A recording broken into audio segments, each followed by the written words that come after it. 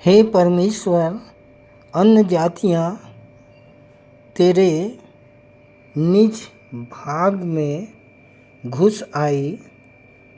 उन्होंने तेरे पवित्र मंदिर को अशुद्ध किया और यरूशलेम को खंडहर कर दिया है। उन्होंने तेरे दासों की लोथों को आकाश के पक्षियों का आहार कर दिया और तेरे भक्तों का मांस वन पशुओं को खिला दिया है। उन्होंने उनका लहू यरूशलेम के चारों ओर जल की नाई बहाया और उनको मिट्टी देने वाला कोई ना था। पड़ोसियों के बीच हमारी नामधराई हुई। चारों ओर के रहने वाले हम पर हंसते और ठट्ठा करते हैं। हे यहोवा, तू कब तक लगातार क्रोध करता रहेगा? तुझ में आग की सी जलन कब तक भड़कती रहेगी? मैं मुख्य आचार्य R.K. सोनवानी आप सभी को जय मसीह की। आज की ऑनलाइन रविवारी आराधना परमेश्वर पिता, परमेश्वर पुत्र और पवित्र आत्मा के नाम से प्रारंभ करते हैं। आमीन और आमीन। आप सबको जय मसीह की। मेरा नाम मनोज कुमार जांगड़े है। विश्वासी मंदिर आने के कारण मेरे पत्नी को शैतानी शक्ति लगी हुई थी। यही के प्रार्थना दुआ से ठीक हुई है। जैसे हम बचे हैं वैसे औरों को बचाने की प्रयास करते हैं। आइए प्रार्थना में जाएं। धन्यवाद धन्यवाद धन्यवाद महान समर्थी सेना का यहोवा, आकाश और पृथ्वी का मालिक पिता। धन्यवाद धन्यवाद देते हैं पिता की आपने पिता रात में मीठी नींद दिया पिता, सुबह का सुंदर प्रकाश दिखलाया पिता, इसके लिए धन्यवाद देते हैं पिता।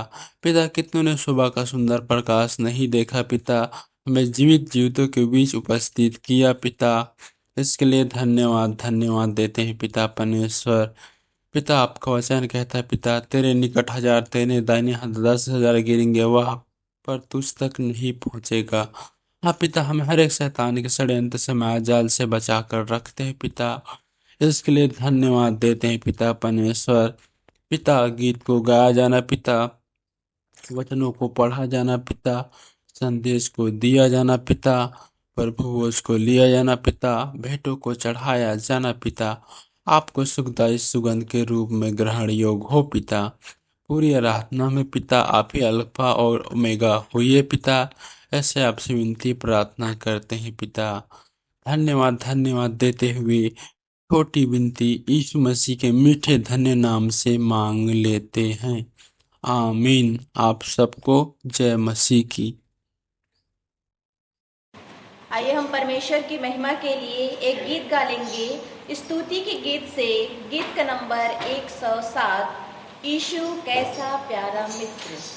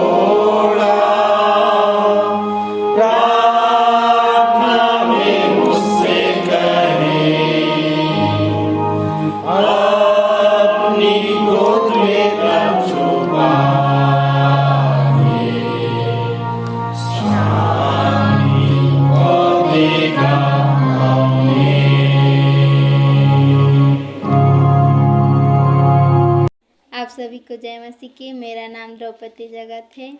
मैं ग्राम पौड़ी कलीसिया से हूँ।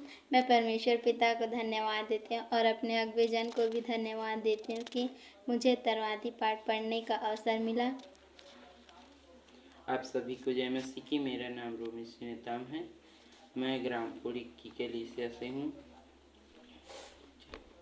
आइए निकाल लेते हैं उत्तरवादी पाठ। फिलिपियों 3 अध्याय 1 वचन से अंतिम वचन तक पढ़ लेंगे। एक वचन मैं पढ़ूंगी, दूसरा वचन आप रॉबिन के साथ पढ़ लेना। सच्ची धार्मिकता। अतः हे मेरे भाइयों, प्रभु में आनंदित रहो। वे ही बातें तुमको बारंबार लिखने में मुझे तो कुछ कष्ट नहीं होता, क्योंकि इसमें तुम्हारी सुरक्षा है। कुत्तों, कुकर्मियों और झूठे खतने से सावधान रहो। सच्चा खतना वाले तो हम ही हैं जो परमेश्वर के आत्मा में उपासना करते हैं, मसीह यीशु पर गर्व करते हैं और शरीर पर भरोसा नहीं रखते। मैं तो शरीर पर भी भरोसा रख सकता था। यदि किसी को शरीर पर भरोसा रखने का विचार है तो मुझे उससे भी कहीं अधिक हो सकता है। 8वें दिन मेरा खतना हुआ।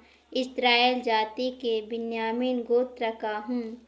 इब्रानियों का इब्रानी, व्यवस्था पालन की दृष्टि से फरीसी हूँ।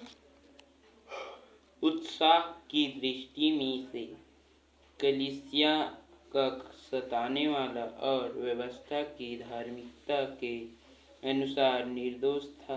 परंतु जो बातें मेरे लाभ की थी, उन्हीं को मैंने मसीह के कारण हानि समझ लिया है। इससे भी बढ़कर मैं अपने प्रभु यीशु मसीह के ज्ञान की श्रेष्ठता के कारण सब बातों को तुच्छ समझता हूँ, जिसके कारण मैंने सब वस्तु की हानि उठाई और उन्हें कूड़ा समझता हूँ, जिससे मैं मसीह को प्राप्त कर और मैं मसीह में पाया जाऊं। यह अपनी उस धार्मिकता से नहीं जो व्यवस्था से उत्पन्न होती है, परंतु उस धार्मिकता से जो मसीह पर विश्वास करने से मिलती है, अर्थात उस धार्मिकता से जो केवल विश्वास के आधार पर परमेश्वर से प्राप्त होती है, जिससे कि मैं उसको और उसके जी उठने के सामर्थ्य को तथा उसके साथ दुखों में सहभागी होने के मर्म को जानूं, कि उसकी मृत्यु की समानता को प्राप्त करूं, कि मैं भी मृतकों के पुनरुत्थान को प्राप्त कर सकूं। यह नहीं कि मैं प्राप्त कर चुका हूँ या सिद्ध हो चुका हूँ, पर उस उद्देश्य की पूर्ति के लिए अग्रसर होता जाता हूँ, जिसके लिए मसीह यीशु ने मुझे पकड़ा था। हे भाइयों, मेरी धारणा यह नहीं कि मैं प्राप्त कर चुका हूँ, परंतु यह एक काम करता हूँ कि जो बातें पीछे रह गई है, उन्हें भूलकर आगे की बातों की ओर बढ़ता हुआ लक्ष्य की ओर दौड़ा जाता हूँ, कि वह इनाम पाऊँ जिसके लिए परमेश्वर ने मुझे मसीह यीशु में ऊपर बुलाया है। अतः हम में से जितने परिपक्व हैं, यही विचार रखें, और यदि किसी बात में तुम्हारा मतभेद हो तो परमेश्वर उसे भी तुम पर प्रकट कर देगा। जिस स्तर तक हम पहुँच चुके हैं, उसी के अनुसार आचरण करें। भाइयों, तुम सब मिलकर मेरा अनुकरण करो और उन्हें ध्यान से देखो, जो इस रीति से चलते हैं जिसका नमूना तुम हम में देखते हो। क्योंकि मैं तुमसे पहले अनेक बार कह चुका हूँ और अब भी रो कर कहता हूँ कि ऐसे बहुत हैं जो अपने आचरण से मसीह के क्रूस के शत्रु हैं। उनका अंत विनाश है, उनका परमेश्वर पेट है। वे अपनी निर्लजता की बातों पर गर्व करते हैं और सांसारिक वस्तुओं पर मन लगाए रहते हैं। परंतु हमारी नागरिकता स्वर्ग की, जहाँ से हम उद्धारकर्ता प्रभु यीशु मसीह के आगमन की प्रतीक्षा उत्सुकता से कर रहे हैं। वह अपनी शक्ति के अंतिम वचन एक साथ पढ़ लेंगे।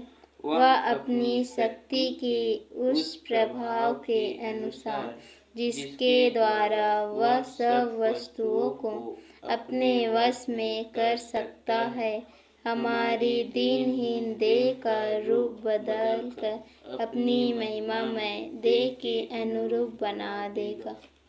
प्रभु के जीवित कलाम को पढ़े और सुने जाने में हम सभी को बहुत आशीष दे। आमीन। आइए हम विश्वास वचन बोलें।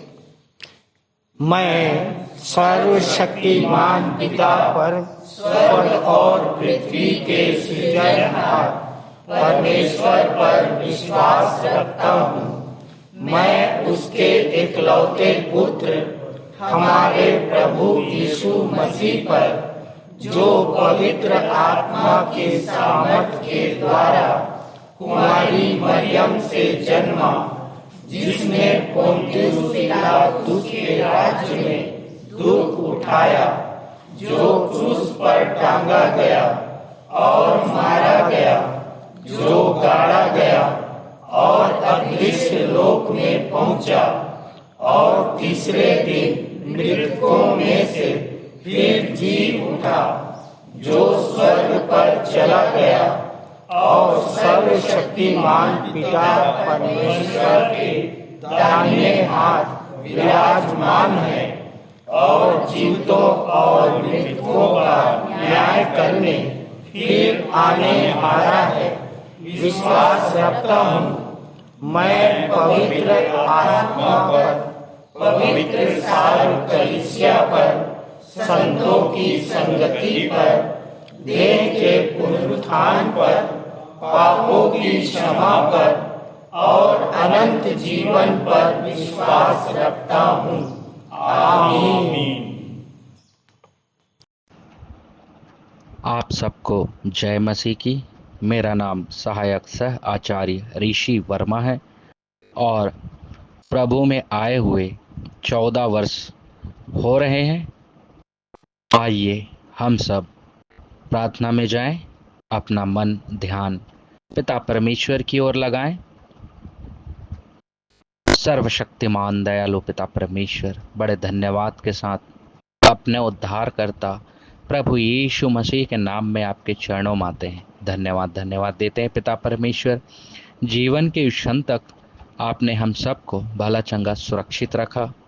धन्यवाद आपके महान प्रेम के लिए, आपकी आशीषों के लिए, चंगाई के लिए, शांति के लिए। धन्यवाद प्यारे पिता परमेश्वर। धन्यवाद आज रविवार विश्राम दिन के लिए कि हम आपके संगति में एकत्रित होने पाए हैं प्रभु जी, और जितने भाई बहन एकत्रित हुए हैं हम आपकी स्तुति महिमा आराधना कर सकें, आपके वचन का प्रचार कर सकें, आपकी आज्ञाओं का पालन कर सकें, और जैसे आपने हमें बुलाया है, चुना है, उसे हम अपने जीवन में साकार कर सकें। हमारी स्तुति महिमा आपको भा सके प्रभु जी। हम अपने आप को जीवित, पवित्र और भावता हुआ बलिदान करके आपको समर्पित करने वाले बन सकें।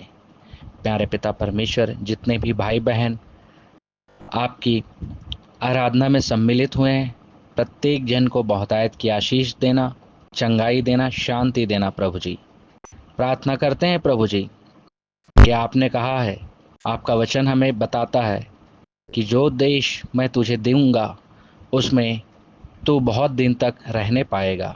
धन्यवाद प्यारे पिता परमेश्वर, आपने हमें भारत देश में जन्म दिया प्रभु जी, और इस हम भारत देश के लिए प्रार्थना करते हैं, हमारे अगुवों के लिए जो इस देश का संचालन करते हैं, जितने भी अगुवे हैं उन सबको ज्ञान बुद्धि समझ देना कि सच्चाई से अपने कर्तव्यों का पालन कर सकें, आपके डर भय में होकर करके। प्यारे पिता परमेश्वर, हम प्रार्थना करते हैं इस देश के लिए। इस देश में बहुत सारे मसीह विरोधी उठ खड़े हुए हैं उन मसीह विरोधियों के लिए प्रार्थना करते हैं कि आपका वचन कहता है कि जो तुम्हें सताते हैं उनके लिए प्रार्थना करो, आशीष दो, श्राप न दो। हम उन सब के लिए प्रार्थना करते हैं कि आपके वचन और ज्ञान की शिक्षाओं में आगे बढ़ सके, आपके वचन और ज्ञान की शिक्षाओं को भली भांति जान सके, समझ सके और प्रभु यीशु मसीह को अपना उद्धारकर्ता ग्रहण कर सके, क्योंकि इस वचन को वह जान सके कि स्वर्ग और पृथ्वी के नीचे और कोई दूसरा नाम नहीं दिया गया है सिवाय प्रभु यीशु मसीह के, जिसके नाम से हम जीते जी मोक्ष उद्धार पा सके। जैसे आपने पौलुस को बचाया प्रभु जी, वैसे ही मसीह विरोधी जितने भी जन हैं उन सब को बचाइए प्रभु जी, क्योंकि आपने कहा है कि मैं पापियों को बचाने के लिए आया हूँ। धन्यवाद प्यारे पिता परमेश्वर कि हम पापी ही थे, कि आपने इकलौते पुत्र को क्रूस पर बलिदान दिया, कि उनके क्रूस के बलिदान होने से हम जीते जी मोक्ष उद्धार पाए। प्रभु यीशु मसीह के कोड़े खाने से हम चंगे हुए, प्रभु यीशु मसीह के खून बहाने से हमारे पाप शुद्ध हुए। धन्यवाद प्यारे पिता परमेश्वर आपके बलिदान के लिए कि आपने इकलौते पुत्र को हमारे उद्धार के लिए बलिदान दिया। प्यारे पिता परमेश्वर, जितने भी हमारे विश्वासी कलीसिया के अगुवे हैं उन सब के लिए प्रार्थना करते हैं कि निरंतर आपके वचन में आगे बढ़ते जाएं, दो गुने आदर की योग्य समझें, हर प्रकार की शैतानी शक्तियों से, दुर्घटनाओं से, बीमारियों से, अप्रिय घटनाओं से बचाना प्रभु जी। प्यारे पिता परमेश्वर, उन सब के जीवन में आपकी बहुतायत की आशीष बनी रहे। प्यारे पिता परमेश्वर, हम प्रार्थना करते हैं हमारे विश्वासी कलीसिया में संडे स्कूल चलाए जाते हैं प्रभु जी, उन संडे स्कूल के समस्त बच्चों के लिए, शिक्षक गणों के लिए प्रार्थना करते हैं कि आपके वचन और ज्ञान की शिक्षाओं में आगे बढ़ सके, मनुष्यों की डील डॉल में और प्रभु जी आपके अनुग्रह में बच्चे जो है निरंतर आगे बढ़ते चले जाएं। वे मसीह के स्तंभ हैं और बुराई से अलग रहें प्रभु जी, बुराई को भलाई से जीतने वाले हो सके। प्यारे पिता परमेश्वर, हम धन्यवाद देते हैं आज के दिन के लिए कि हमारे भेंटों का दिया जाना आपको भा सके प्रभु जी, हमारी स्तुति महिमा आपको भा सके, और समस्त भाई बहन जितने भी एकत्रित हैं सबको एक बार फिर से आपके हाथों में सौंपते हैं, आपसे आशीष मांगते हुए आज के दिन में के लिए धन्यवाद देते हैं। धन्यवाद, आपने पूरे सप्ताह संभाल के रखा और इस सप्ताह भी हमें यह सुंदर अवसर दिया कि हम आपकी संगति में एकत्रित होने पाए। आपके महान प्रेम के लिए धन्यवाद। धन्यवाद के साथ इस छोटी सी प्रार्थना को अपने उद्धारकर्ता प्रभु यीशु मसीह के नाम से मांगते हैं, आमीन। ये समय है संदेश का, और आज का संदेश लेके आ रही हैं आचार्य पूनम साहू, जिनका विषय है बुद्धिमानों की नाई चलना परमेश्वर को सोहता है। बुद्धिमानों की नाई चलना परमेश्वर को सोहता है, पर यह क्या होता है? इफिसियों 5:15 पर इनका संदेश आधारित है। आप सबको जय मसीह की। मेरा नाम आचार्य पूनम साहू है। विश्वासी मंडली जाते 17 वर्ष हो गए। मेरे भी घर में बहुत सारी समस्याएं थी। मेरी मम्मी बीमार रहा करती थी और हम सब उपाय कर चुके थे, पर वो कहीं से भी ठीक नहीं हो पा रही थी। और जब हम मंदिर गए, वहाँ पर प्रार्थना हुई और प्रार्थना के द्वारा वो भली चंगी स्वस्थ है। और जैसे हम बचे हैं, हम प्रयास करते हैं कि दूसरों को बचा सकें। मैं परमेश्वर का धन्यवाद करती हूँ कि इस सप्ताह संदेश देने का ये सुअवसर मुझे प्राप्त हुआ। और मेरा जो संदेश का विषय है, बुद्धिमानों की नाई चलना परमेश्वर को सोहता है, पर यह व्यवहारिकता में क्या होता है। यह इफिसियों 5:15 पर आधारित है। मेरे इस विषय में 4 शब्द हैं: बुद्धिमान, चलना, परमेश्वर को सोहता और व्यवहारिकता। प्रियो, बुद्धिमानों की नाई चलने का अर्थ है परमेश्वर का भय मानते हुए परमेश्वर की इच्छा के अनुसार जीना, बुद्धि और विवेक का प्रयोग करना। इस विषय पर और भी कई बाइबिल में संदर्भ हैं। याकूब 3:13, रोमियो 12:1-2, नीति वचन 3:13, 14:1, 15:21, 31 का 26-27 और मत्ती 7:24 से 29, जहाँ पर बुद्धिमान ने अपना घर चट्टान पर बनाया, इस पर आधारित है। अब इससे पहले कि हम बुद्धिमानों के विषय में जाने, बुद्धिमान हैं तो कुछ लोग निर्बुद्धि लोग भी हैं।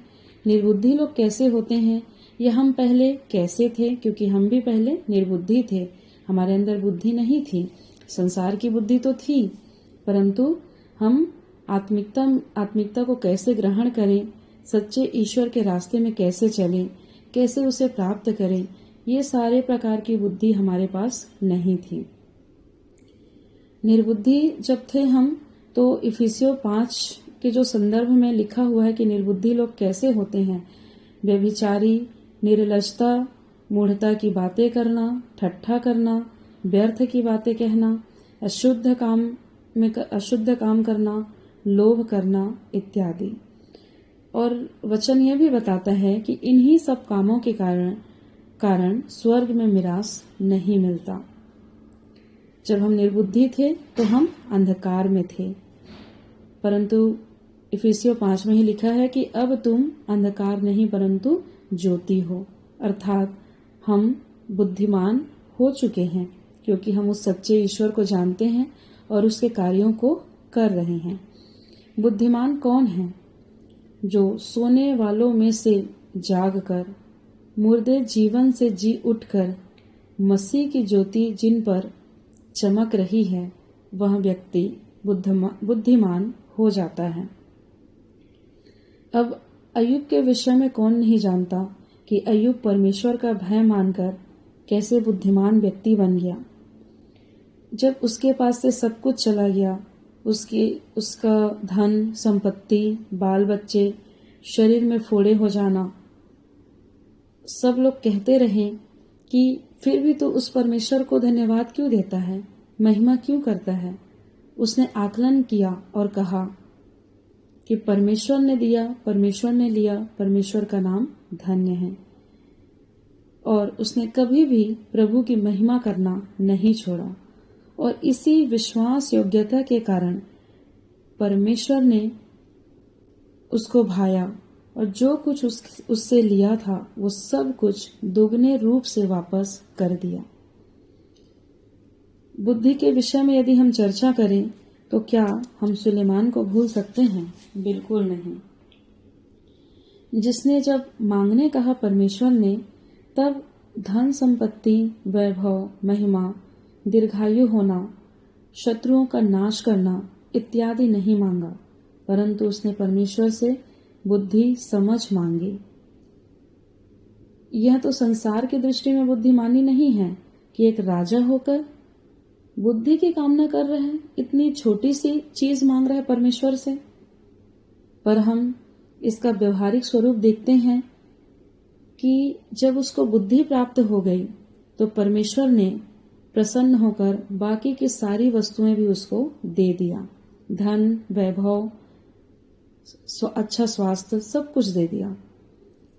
और जब 2 स्त्रियां आईं, आपस में बच्चे के लिए लड़ रही थी, और तब सुलेमान ने परमेश्वर की ईश्वरीय बुद्धि से उनका सही न्याय किया, और जिस माँ का वास्तव में वो बच्चा था उसको मिल गया। मैंने जो महसूस किया, मैंने जो देखा है इस मंदिर में आकर, कि संचालक जी ने भी सुलेमानी बुद्धि का परिचय दिया। जब नौकरी पूरी नहीं करके पहले से उन्होंने रिटायरमेंट लेना चाहा, हार्ट अटैक के समय में उन्होंने ऑपरेशन ना कराना चाहा, ये भी संसार के दृष्टिकोण से तो बुद्धिमानी का काम नहीं था। लोग सोच रहे थे कि यह मूर्खता का काम कर रहा है, परंतु दुनिया के लिए तो ये मूर्खता का काम है, लेकिन उनकी बुद्धिमानी को परमेश्वर ने भाया, तब तो इतनी बड़ी भीड़ यहाँ पर उपस्थित है और हम सब बचाए गए हैं। ये भी बुद्धिमानी का ही परिचय उन्होंने दिया है और उसी का परिणाम है। हम यीशु मसीह के अगल बगल में लटकाए हुए 2 डाकू को देखते हैं। एक ने तो यहाँ मरकर मन फिराकर स्वर्ग लोक प्राप्त कर लिया विश्वास करने के द्वारा, लेकिन दूसरे ने स्वर्ग न जाकर पृथ्वी पर अपने पुराने कार्यों में, पुराने कर्मों में जीना चाहा। अब आप तय कीजिए कि कौन सा डाकू बुद्धिमान था और कौन सा बुद्धिहीन था। बुद्धिहीनता की बात करें तो प्रेरितों के काम 5 बाइबिल में अगर बुद्धिमानों के विषय में बहुत सारे जो पात्र है वो हमको मिलेंगे, तो जिन्होंने बुद्धिहीनता का काम किया या अपनी छोटी मानसिकता का परिचय दिया, हम उनके बारे में भी देखेंगे कि प्रेरितों के काम 5 हनन्याह और सफीरा ने भूमि बेची और पतरस और चेलों से जितने में बेची थी नहीं बताया, झूठ बोला। पतरस ने कहा भी, क्या जब वो भूमि नहीं बेची थी तो क्या वह तुम्हारी नहीं थी? जब उसे तूने बेच दिया तब भी वो तुम्हारी ही है, परंतु तुमने पवित्र आत्मा से झूठ क्यों बोला? और इस तरह से दोनों पति पत्नी अपने प्राणों से हाथ धो बैठे। धनी नौजवान के विषय में हम जानते हैं कि सब कुछ था उसके पास, छोड़कर अनंत जीवन की मिरास, लौट गया होकर निराश। कंगालों को बांटने की बात नहीं आई उसे रास, क्योंकि वह था बहुत धनी, नहीं लगा पाया बुद्धि सुलेमानी। स्वर्ग राज्य की तुलना में संसार का वैभव उसे अच्छा लगा। वहीं पर हम मत्ती 13:44 में देखते हैं कि जिसे मिल जाए स्वर्ग का राज्य, छोड़कर सारे काम काज, मारे आनंद के मोल लिया सब कुछ आज, क्योंकि समझ गया अनंत जीवन का राज। मेरे प्रियो, हम मत्ती 13:44 से आगे देखते हैं कि जब स्वर्ग के राज्य की प्राप्ति हो गई तो उस व्यक्ति ने अपना सब कुछ बेचकर स्वर्ग राज्य को अर्जित करना चाहा। वहीं पर हम मत्ती 19 के धनी नौजवान को देखते हैं कि उसने सब कुछ प्राप्त करना चाहा, लेकिन स्वर्ग राज्य को उसने खो दिया। पौलुस की बुद्धिमानी तो आप सभी जानते हैं कि जब बना शाऊल पौलुस, पद प्रतिष्ठा वैभव सब कुछ दांव पर लगाया। अब सेनापति का पद उसे नहीं है भाया, मसीह के लिए मर मिटना उसे पसंद है आया। पौलुस की यही बुद्धिमानी क्या हमारे भी रगों में है समाया? पौलुस की यही बुद्धिमानी क्या हमारे भी रगों में है समाया? जो मुझे विषय दिया गया है कि जो बुद्धिमानों की नाई चलता है वह परमेश्वर उसे सोहता है। ये सच बात है कि हमारे मंदिर में, चाहे हमारे संचालक जी हो, हमारी सह संचालिका, या मंदिर में हमारे बहुत सारे अगुवे हैं जिन्होंने बहुत सारा कुछ त्याग करके एक एक आत्माओं को वो बचा रहे हैं। हो सकता है कि दूसरों के दृष्टिकोण में या सांसारिक दृष्टिकोण में वो अपना समय व्यर्थ कर रहे हैं, अपना धन संपत्ति लगा रहे हैं और फिर जो कुछ तन मन धन समर्पित कर रहे हैं, संसार की दृष्टि में मूर्खता है, क्योंकि वचन भी बताता है कि क्रूस की कथा नाश होने वालों के लिए मूर्खता है, लेकिन उद्धार पाने वालों के लिए जीवन है। तो हमने जब बुद्धि लगाई और सही विवेक से जब हमने मनन किया, चिंतन किया कि जब हम सच्चे परमेश्वर की राह में चल रहे हैं और आगे बढ़ रहे हैं और उस मार्ग में अगर हमारा कुछ खो भी जाता है तो परमेश्वर हमको कई गुना करके लौटाता है। और यही बुद्धिमानी है जो हम प्रभु में आकर करते हैं। तो मेरे प्रियो, आप सभी को इस छोटे से संदेश के द्वारा प्रभु बहुतायत की आशीष दे। हम प्रभु में बुद्धिमानी करके आगे बढ़ सके। और जैसा वचन बताता है कि संसार के लोग ज्योति के लोगों से अधिक चतुर है। बेशक वो चतुर हो सकते हैं, लेकिन वो बुद्धिमान नहीं है, विवेक उनके पास नहीं है। परंतु हमारे पास विवेक है। हमारी बुद्धि को परमेश्वर ने खोल दिया है, आत्मिक बुद्धि को उसने हमारी खोल दिया है कि अब जब हम बचे हैं तो कैसे अपना सब कुछ लगाकर दूसरों को भी बचा सकते हैं। और यही प्रभु में सही और आत्मिक बुद्धिमानी है। परमेश्वर सभी को बहुतायत की आशीष दे। आप सबको जय मसीह। सुंदर संदेश के लिए आचार्य पूनम साहू और उनके परिवार को प्रभु बहुतायत की आशीष दे।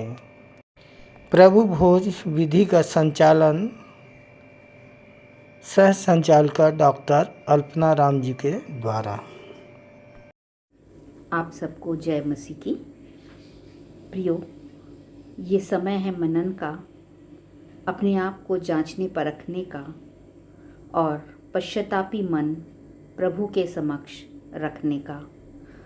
अनेक सांस्कृतिक और ऐतिहासिक या युद्ध के स्मारक बनाए जाते हैं, जैसे ताजमहल है, कुतुब मीनार है, खजुराहो, फतेहपुर सीकरी। ये सब अलग अलग स्मारक हमारे देश में हैं। प्रियो, ये नाशवान स्मारक देते हैं मनोरंजन, एक अविनाशी स्मारक देता है जीवन। यीशु ने कहा कि ये मेरी देह है जो तुम्हारे स्मरण के लिए दी जाती है, मेरे स्मरण के लिए यही किया करो। और इसी रीति से उसने बियारी के पीछे कटोरा भी लिया और कहा, ये कटोरा मेरे लहू में नई वाचा है, जब कभी पियो तो मेरे स्मरण के लिए यही किया करो।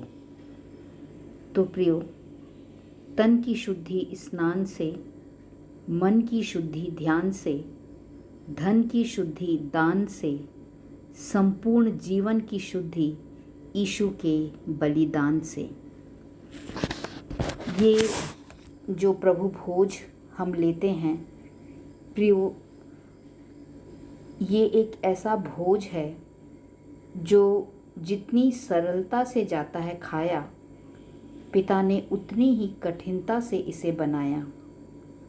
फिर से बोल रही हूँ, ये एक ऐसा भोज है जो जितनी सरलता से जाता है खाया, पिता ने उतनी ही कठिनता से इसे बनाया। परमेश्वर स्वरूप मानव में आदम ने दिया था जिस पाप को जोड़, उसका बैलों और बकरों के लहू के द्वारा नहीं था तोड़।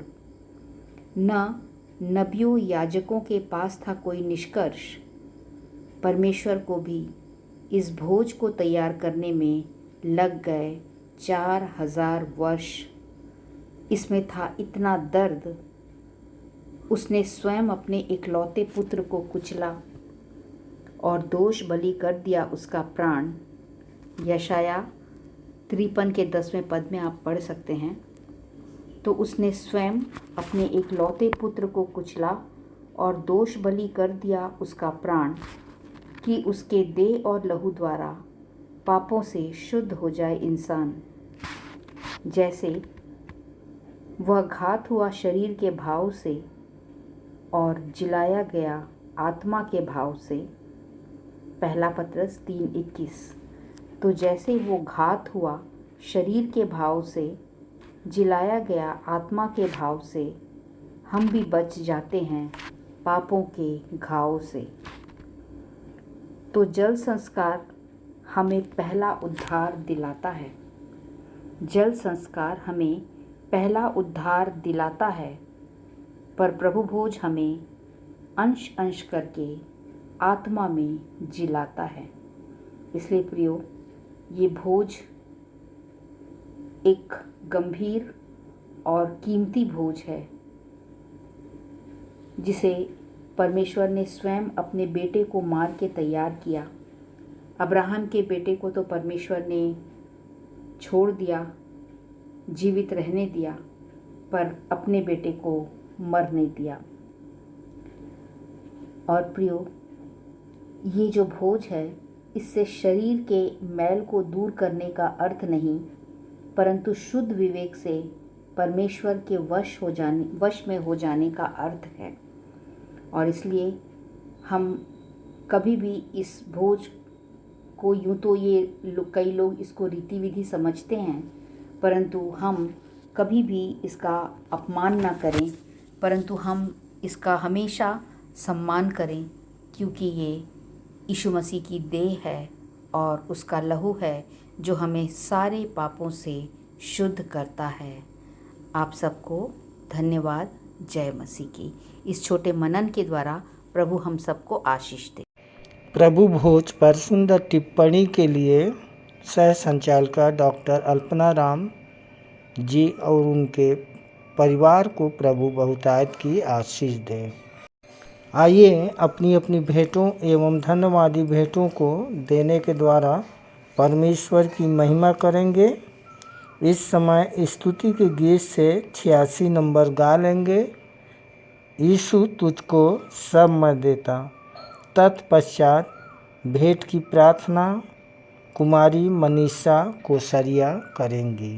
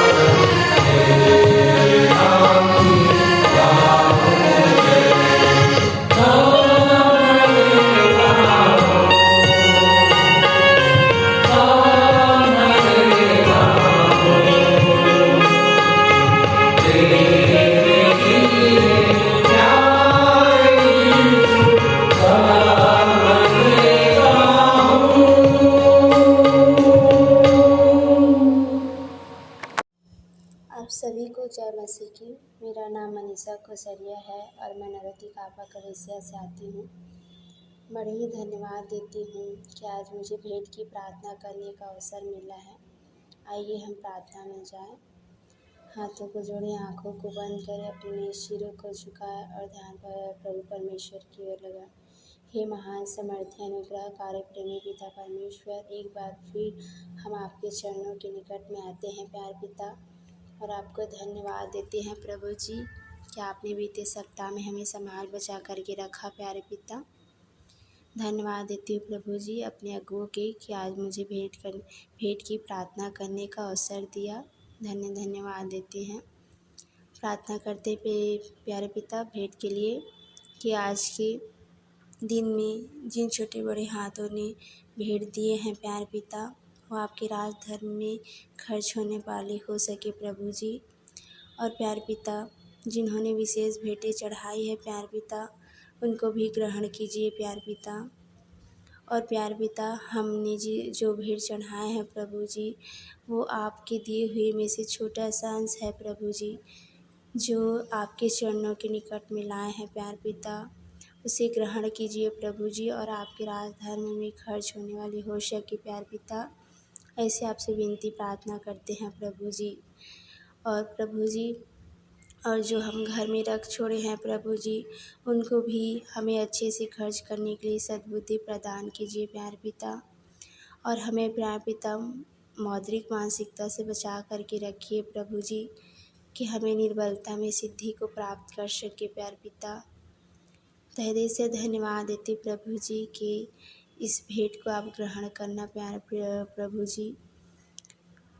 धन्यवाद हो प्रभु जी। और आगे की शेष आराधना को आपके हाथों में सौंपते हुए छोटी सी दुआ, छोटी सी विनती प्रभु यीशु मसीह के मीठे और पवित्र नाम से मांग लेती हैं, आमीन। आइए अंत में सुन लेते हैं अपने मंदिर के संचालक जी द्वारा पिछले सप्ताह के संदेशों की समीक्षा एवं उत्तरवादी पाठ पर संक्षिप्त टिप्पणी तथा आज के व्यवहारिक जीवन में इसका उपयोग। प्रभु यीशु मसीह के मधुर और मीठे नाम में आप सबको फिर से एक बार जय मसीह की। प्रिय, आज का उत्तरवादी पाठ है फिलिपियों 3:1 से 21 और मैं इसकी तीसरी आयत की कुछ लाइनें तीसरे अध्याय की पहली आयत आपके सामने पढ़ना चाहता हूँ। अतः हे मेरे भाइयों, प्रभु में आनंदित रहो। वे ही बातें तुमको बारंबार लिखने में मुझे तो कुछ कष्ट नहीं होता, क्योंकि इसमें तुम्हारी सुरक्षा है। और पुरानी बाइबल में इस प्रकार से लिखा है, निदान हे मेरे भाइयों, प्रभु में आनंदित रहो। वे ही बातें तुमको बार बार लिखने में मुझे तो कुछ कष्ट नहीं होता, और इसमें तुम्हारी कुशलता है। सो प्रियो, पौलुस ऐसा क्यों लिख रहा है कि उसको बार बार लिखने में, बार बार कहने में कोई कष्ट नहीं होता, और इसलिए कहना पड़ता है क्योंकि वो हमसे प्रेम करता था, अपने चेलों से प्रेम करता है। और हम जब माता पिता बन जाते हैं तो हमने भी महसूस किया है कि जब बच्चा जाता है तो हर माँ के मुंह से निकलता है, बेटा किनारे किनारे जाना, आगे पीछे देखते रहना, सुरक्षित जाना सुरक्षित आना। कौन माता पिता इस प्रकार से अपने बच्चों को शिक्षा नहीं देता। और अपन जानते हैं पौलुस ने भी कहा कि सुसमाचार के द्वारा मैं तुम्हारा पिता हूँ और जच्चा किसी भी पीड़ा सहता हूँ, और इसलिए मैं माता भी हूँ। सो प्रियो, प्रश्न ये उठता है कि हम बार बार सुने क्यों। अक्सर चर्चा की हमारे दिल दिमाग में चर्चा की बातें ऐसी होती हैं, चर्चा होती रहती है कि वही तो है, कितना बाइबल सुनेंगे। पर मैं यहाँ पे कहना चाहता हूँ कि पिछली बार हो जब भी आपने सुना तो आप एक दिन, एक हफ्ता, एक महीना, एक साल पहले कभी इस वचन को पढ़े होंगे और उसमें एक दिन या एक घंटे का भी अंतर अगर आ गया है तो कुछ समझने में बदलाव हो जाता है और अवश्य ही होगा। और इसके लिए मैं आपके सामने पढ़ रहा हूँ भजन 19:1-4। दाऊद क्या कहता है?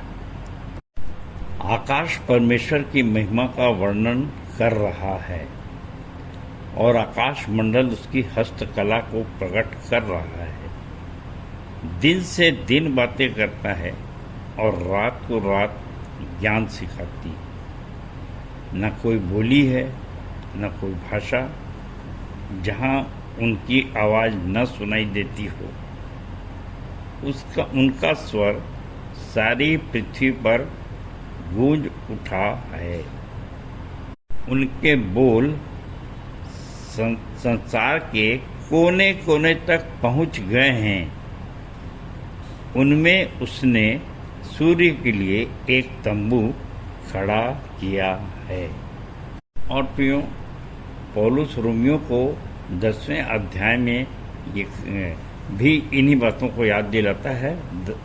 रोमी 10:16-18 देखें क्या लिखा है। परंतु उन सभी ने सुसमाचार पर ध्यान नहीं दिया, क्योंकि यशायाह कहता है, हे प्रभु, किसने हमारे संदेश पर विश्वास किया है?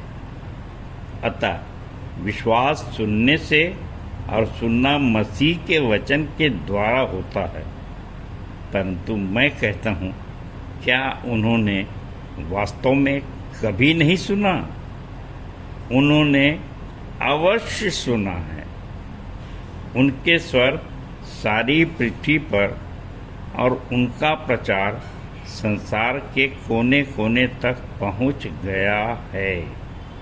प्रियो, इन्हीं वचनों को अगर आगे आप पढ़ेंगे तो पता चलता है कि इजराइलियों में भी ये समस्या थी कि सुसमाचार या जो भी आज्ञाएं थी उनको पहुंचा दी गई थी, वचन पहुंचा दिए गए थे, परंतु वो आज्ञा को नहीं मान पाते थे या नहीं समझ पाते थे और इसलिए उनको सज़ा भी मिलती थी। और प्रियो, कोई माता पिता नहीं चाहते कि उनके बच्चे को सज़ा मिले और इसलिए यहाँ पर पौलुस कहता है कि मैं तुमको बार बार वही बात लिखने में मुझे तो कोई कष्ट नहीं होता, परंतु इसमें तुम्हारी सुरक्षा है और मैं तुमसे प्रेम करता हूँ। मैं तुम्हारा माता और पिता दोनों हूँ। और आज के संदर्भ में प्रियो, यदि हम चाहते हैं कि हमको सज़ा न मिले, वचन के अनुसार आचरण कर सकें, तो 2 कुरिन्थियों 13:5 अवश्य देखिए, जिसमें लिखा है, अपने आप को जांचो और परखो कि तुम्हें मसीह का मन है कि नहीं तो तुम निकम्मे हो। और यदि है तो फिर बहुत सा अचीवमेंट भी, बहुत से आपके कार्य जो हैं वो प्रत्यक्ष रूप से दिखाई देने चाहिए। सो प्रियो, अब मैं असली वचन पे आता हूँ और आप सबको मालूम है, हर समय मैं कहता हूँ कि जब मेरे पास सुसमाचार पहुँचा, प्रभु ने मुझको बुलाया, तो मैं अपने बुजुर्गों के पास जाकर यही कहा कि आपने नहीं पढ़ा मत्ती 28:18, महान आज्ञा, जाओ सब जाति के लोगों को चेला बनाओ। और यदि आपने ये कार्य सुना है, समझा है, तो कहाँ है आपके चेले? क्योंकि आपने तो, मैं बचपन से देख रहा हूँ, इन विषयों पर बहुत संदेश दिया है। और प्रियो, अद्भुत बात हुई, वे बुजुर्ग समर्पित हो गए। वास्तव में आपका दर्शन ऊंचा है और मैं अवाक रह गया कि भाई मुझको क्यों ये बातें समझ में आ रही है और क्यों मैं ये काम करना प्रारंभ कर दिया, परंतु लोगों ने क्यों इसे इनकार किया या नहीं समझा। और प्रियो, मैं और आप जानते हैं कि यीशु मसीह पुनरुत्थान के बाद जब चेलों को दर्शन दिए तो लूका 24:31 में देखिए कि यीशु मसीह उनके साथ साथ भी था, परंतु चेलों की आंखें नहीं खुली थी और वे उसको पहचान नहीं पा रहे थे। और यीशु मसीह ने जब रोटी तोड़ी तब उनकी आंखें खुली और पवित्र शास्त्र समझने बूझने की शक्ति भी उनको प्रदान किया। सो ये कैसी बातें होती हैं, कैसी घड़ी होती है कि एक लंबा समय पार कर जाने के बाद भी जीवन का बड़े बड़े प्रचारक छोटी छोटी बातों को नहीं समझ पाते हैं। परंतु प्रियो, पौलुस जो कहता है और हम जो समझ रहे हैं कि एक दिन और एक रात में क्या होता है, दिन से दिन बातें करती है और रात को रात ज्ञान सिखाया जाता है। तो ये है उसका भेद कि हम पढ़े हैं, सुने हैं, लेकिन अगर नहीं समझें तो हो सकता है कि आज की रात इस वचन को सुनने के बाद बहुत से लोगों की आंखें खुल सकें, वे पवित्र शास्त्र बूझ सकें। और ये जो विशेष करके हम विश्वासी मंदिर में जो प्रकाशन और दर्शन रखे हुए हैं, जैसे पौलुस गलातियों 1:11 में कहता है कि ये ज्ञान जो आसमान से आया है ये मनुष्यों का सा नहीं, और इसलिए जितने भी प्रकाशन दर्शन अभी तक थे उनमें से कुछ अलग सा प्रकाशन दर्शन हमारा है। और जो समझ गए वो समझ जाते हैं कि वास्तव में कि आज के समय में जबकि इतना सतावा है, हमारे लोग क्यों स्थिर हैं? क्योंकि वचन जो परमेश्वर है वो हमारे साथ है। पौलुस 2 और 3 पद में कहता है, कुत्तों से सावधान, कुकर्मियों से, कुत्तों का अर्थ कुकर्मियों से लिया गया है।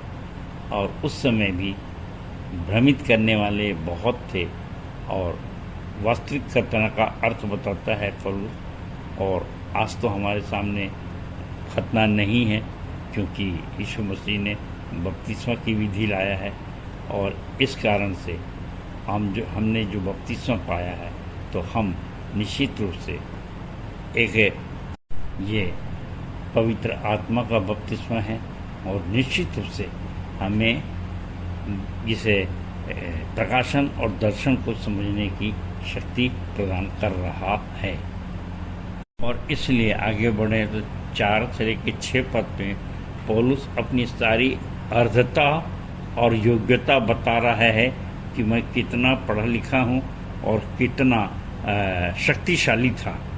इसके लिए मैं आपके सामने ये 7वां 8वां पद पढ़ रहा हूँ। परंतु जो बातें मेरे लाभ की थी उन्हीं को मैंने मसीह के कारण हानि समझ लिया है।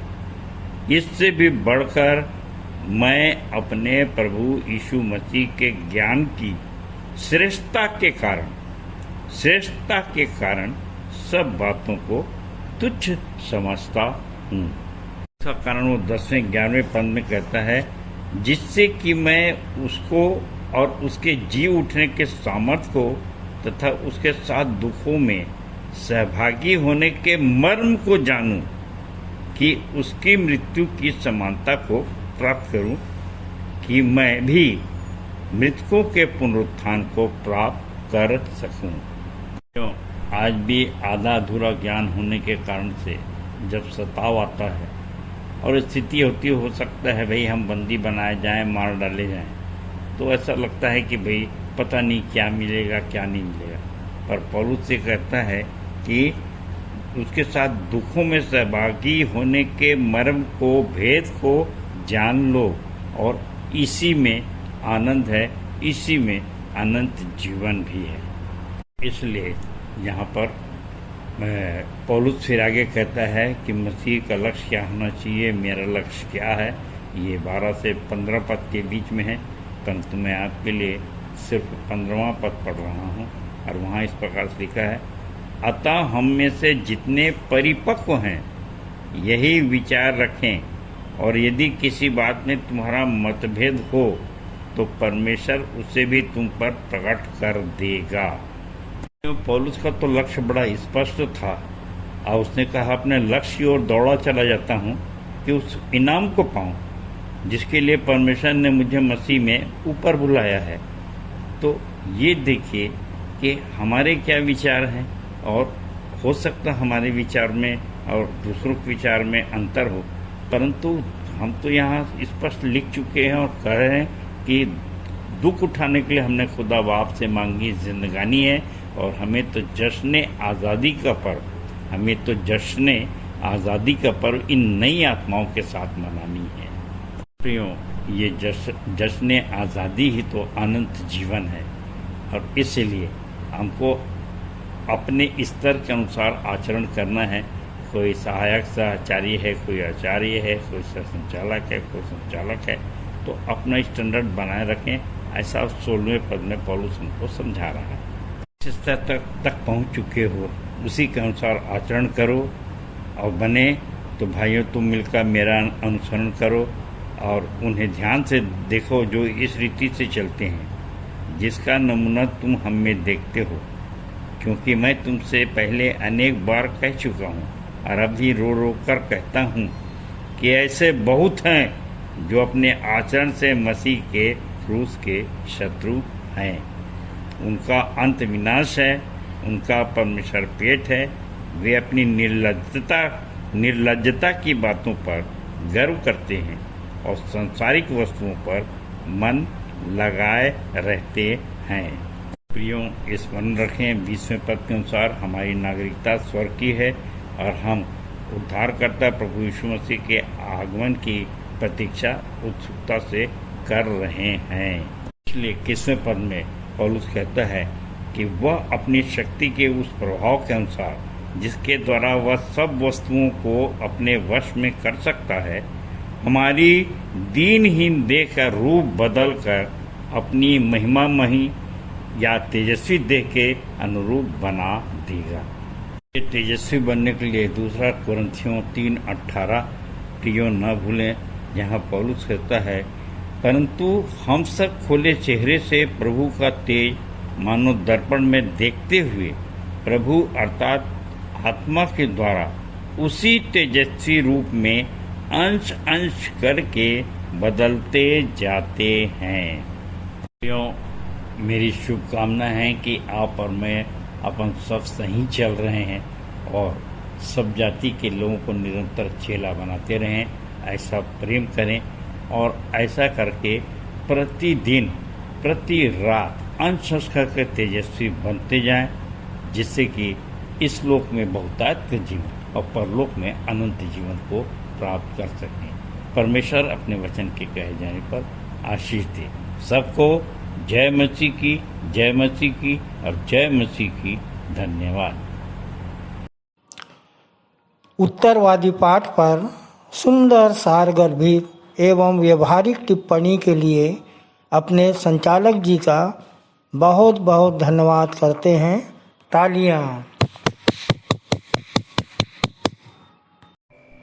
हम अपनी आराधना के अंतिम भाग में हैं। अंतिम गीत गाएंगे हमन गाना गाबो से 41 नंबर, मसीह बिना जीना बेकार है।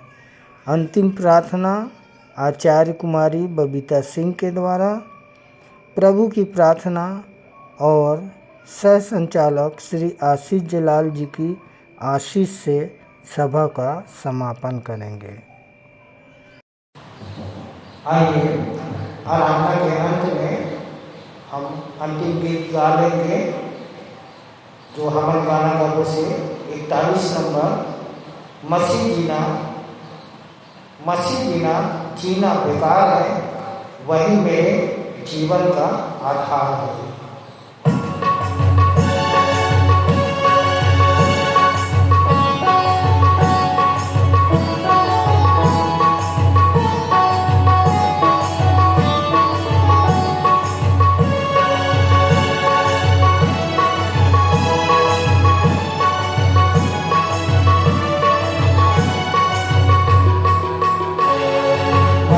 बिना जीना बेकार है, वही मेरे जीवन का आधार है। मसीह बिना जीना बेकार है, वही मेरे जीवन का आधार है।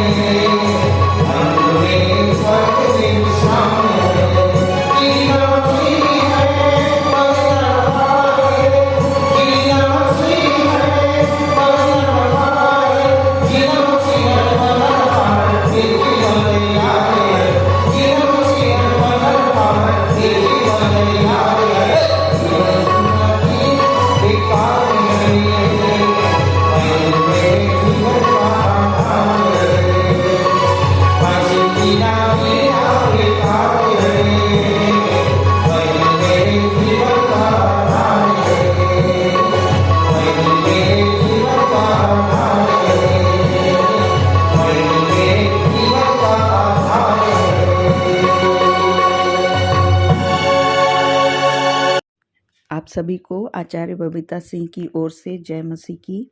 आइए हम अंतिम प्रार्थना में जाएं। हाथ जोड़ें, आंखें बंद करें, ध्यान परमेश्वर की ओर लगाएं। हमारे जीवित सामर्थी अनुग्रहकारी प्रेमी पिता परमेश्वर, बड़े धन्यवाद के साथ हम आपके चरणों में आते हैं प्रभु जी। धन्यवादित हैं प्रभु जी आज के दिन के लिए, आज के समय के लिए कि आज की आराधना में आप शामिल हुए प्रभु जी, आपकी उपस्थिति रही प्रभु जी, और आप हमारे अल्फा ओमेगा रहे।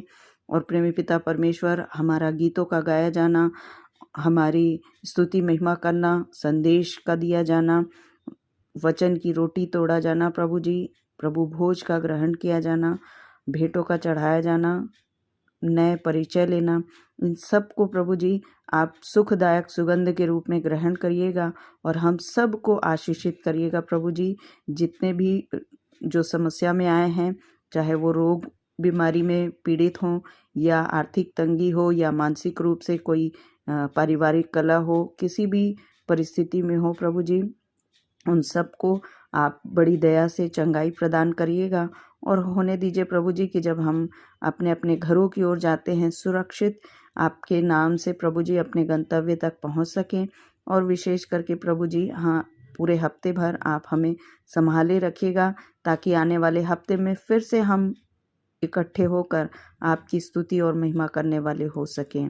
प्रेमी पिता परमेश्वर, होने दीजिए जैसा आपका वचन हमने सुना कि प्रभु यीशु मसीह की शक्ति के प्रभाव में आप प्रभु जी दीनहीन हमारी देह को महिमा की देह में परिवर्तित करते हैं। सो होने दीजिए प्रभु जी कि हम सब भी निर्बलता में सामर्थ्य की सिद्धि पाकर अपने आप को प्रभु जी आपके चरणों में ला सकें और अपने दीनहीन देह को प्रभु जी आपकी महिमा के लिए प्रभु जी समर्पित कर सकें और इससे प्रेमी पिता परमेश्वर आपके नाम की महिमा हो सके। हम सब प्रभु जी आपके गवाह ठहरने पाए और प्रेमी पिता परमेश्वर आपके उस महान आदेश को कि जाओ सब जाति के लोगों को चेला बनाओ, इस काम को हम प्रभु जी ईमानदारी पूर्वक करने वाले हो सकें। बड़े धन्यवाद के साथ अपने जीवन का समर्पण आपके हाथ में करते हुए विनती यीशु मसीह के धन्य और मीठे नाम में होकर मांगते हैं, आमीन।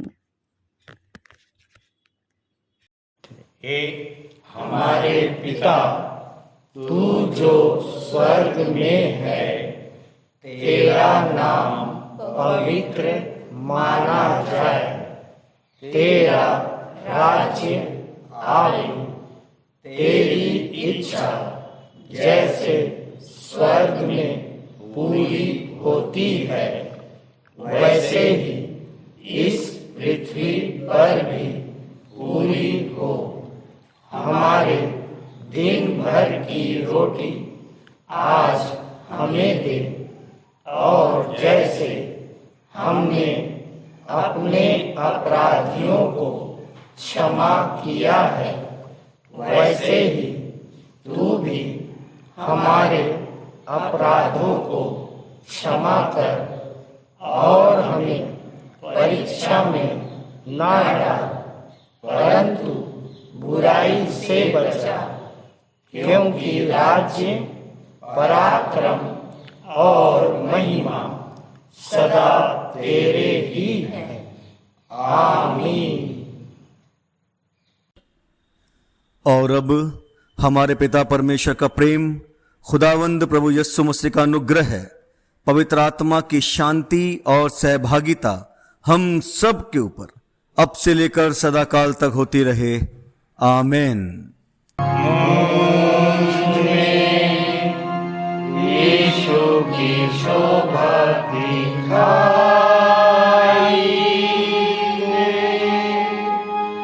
उसका अद्भुत प्यारा संगीत